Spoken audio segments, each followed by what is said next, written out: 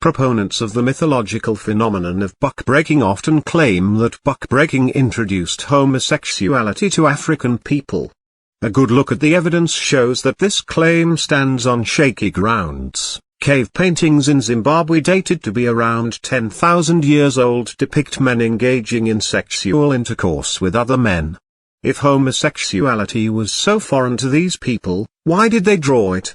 You can't argue this is due to European influence because Europeans hadn't even entered the southern African area until the 1400s. Bori is a pre-Islamic religion practiced by the Hausa people of West Africa. In this religion there is a social category known as Yandordu. The Yandordu is a term used to describe gay men and transgender women. The Yandordu are free to relationships with men. These men are known as Miji. The Miji in these relationships play the typical husband role in the relationship, providing the Yandordu with money, clothing, and giving during sexual intercourse. In the 1930s, anthropologist Geoffrey Gorer observed a group amongst the Senegalese Wolof called Gor-digen. The Gor-digen roughly translates to men, women, or homosexual. These people are men who adopt the clothing, makeup and mannerisms of women. During this time the Gor-digen were left alone by the society they lived.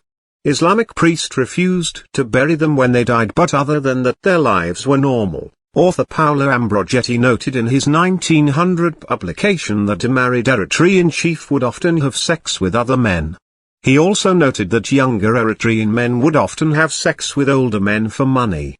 This was a practice even supported by the younger boy's father because it provided a source of income. Anthropologist Rodney Needham noted that among the Meru people of the Kenyan highlands there are a group of men called Mugawe. The Mugawe are men who often wear women's clothes, adopt female hairstyles and even marry other men assuming the typical female role. He noted a similar phenomenon among the Kikuyu people of central Kenya. Men who have sex with other men are called one. I could go on and on for ages with evidence that homosexuality among black people was not introduced via buck-breaking and that it is not foreign to Africa. The number one response I expect in response to this video is, oh, that information isn't valid because it comes from white people. I rebut this in two ways. Number one, this excuse is a clear example of what is called the genetic fallacy.